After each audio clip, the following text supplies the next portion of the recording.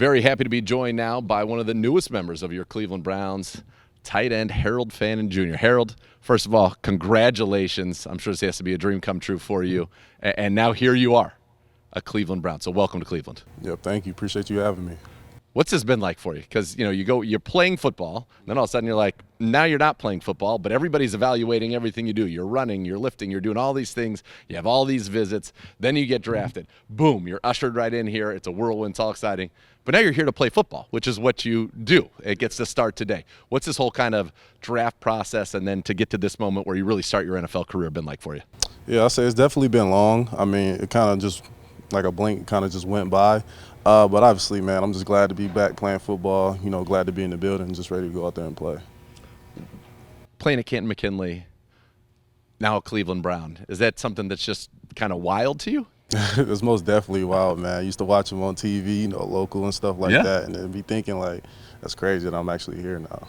What does this moment mean for not only for you, for your family, and I know everything that you've gone through with your sister and how close you guys were? What is it just to kind of make a true dream come true and carry on that legacy? Yeah, man, I definitely say it's more of like a team thing when it comes to me and my family. Yep. All they support and stuff pouring into me.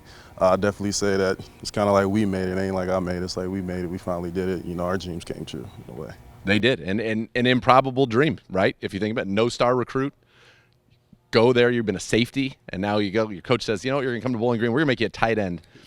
And now you are picked number 67 in the 2025 NFL Draft. You had over 1,500 yards last year. You were the MAC Offensive Player of the Year. Had one of the best seasons in the history of your position in college football, if not the best. I mean, how do you kind of process where you were when you're a senior at Canton McKinley to where you are right now? Man, you can't even really process it, but I really just want to say, obviously thank you to all my, every coach, that helped me get to where I am today. Because they really was the ones pouring the confidence in me to go out there and play and be at my best. When did you realize, like at what point in your career at Bowling Green were you like, okay, I can play in the NFL? I definitely say it was I always kind of felt like that. We play against the bigger teams, Sure. You play against the ranked guys, I feel like I ain't that far off. But it kind of clicked when I was like on the John Mackey watch list. I was like, okay, I feel like I might have a shot at this, really. Yeah, and then last year you go out there, you have a game with, 17 catches, you have over 1,500 yards, and then the games that everybody, talk to the scouts and anybody who watch you, you know what two games they're going to talk about, Penn State, Texas A&M. And then to go in those situations and show not only do you belong, but running away from people, making plays. Was that after those games, did you say, okay, like there's no doubt I can do this? Yeah, definitely after those games, people start, you end up on social media like, hey, like, who is this guy? So, definitely after that, hey, man, just put everybody's radars on, really. You know who you remind me of when I watch you on tape? Who? Antonio Gates. Yeah, I hear that a lot, yeah. You got similar running styles. You got similar kind of styles, but, what a heck of a career that would be to have Antonio Gates, Hall of Famer. Did you model your game after there are tight ends that you like to watch as you have kind of progressed in your career? It's funny, I actually didn't really watch tight ends other than you might see the Patriots because they used to go to Super Bowl all the time. Sure. So I used to always see Gronk. So I thought in my mind that's like a true tight end. Like in my mind, he's like the best tight end I ever seen on TV. So, yeah, definitely. He's pretty good. But you said you didn't watch. Did you watch receivers? Yeah, I used to definitely watch Antonio Brown. He was definitely a guy I used to watch. Yeah, okay. Really liked him. Yeah. So when I was going through it, last year you basically were in line about a third of the time, slot about a third of the time, and then out wide about a third of the time. Yeah. So you have that's part of the receiver skill set that you're talking about, to be able to slot and then obviously to be out wide. What do you like about kind of that versatility? And I know Kevin Stefanski is very excited about the versatility you're going to bring this offense. Yeah, most definitely. Definitely get the mismatch that, that we want. It's kind of like the thing with me. Put me anywhere, We get the mismatch we want. We really make it happen for real. A lot of 12 personnel is going to be on the field this year, which you're already smiling about. The idea of having you and David Njoku, if they want to match that with nickel, we're probably going to run all over them. They want to match that with base, they're not covering you guys. So it really gives and you mentioned Gronk back in the day, they had two very good tight ends in New England, gives that strategic advantage because you guys can run a lot of stuff with your ability to flex out that defenses may think, oh, it's 12, they're going to be in these looks, and then all of a sudden you're out there at the X. That's exciting stuff. Now, tight end, you have to learn a lot. Because you need to learn everything in the run game. You need to learn everything in the pass game. You need to learn some pass pro. You need obviously the run blocking. And then now you're probably going to learn some receiver stuff as well.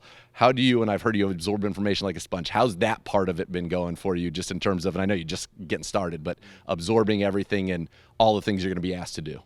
Yeah, it's definitely going smooth right now. All I gotta do is just keep in contact with my tight ends coach.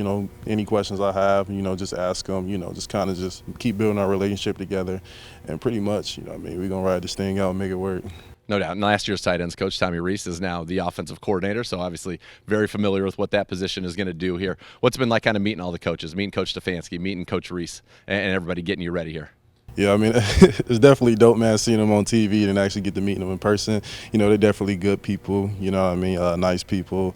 My family met them and everything. My family love them now and stuff like that. But, yeah, definitely dope experience. Get to get on the grass today. What is it that you hope to accomplish kind of here in this rookie mini camp to kind of like really kind of start things moving for you in your NFL career? I mean, really just get out there and just prove it to myself, just keep proving to myself that, I belong, and keeping people wrong and stuff like that. Have they already talked to you about blocking?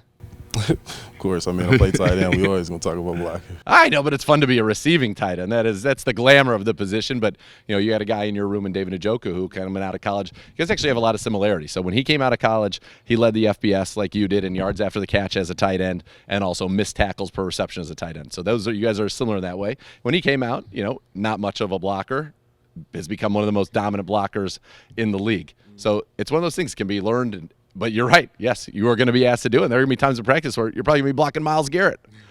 That's going to be fun, though. Listen, iron sharpens iron, right? So that's going to get you ready. It's not going to get any tougher on Sundays than it would be blocking Myles Garrett. Right, definitely right about that. Yeah.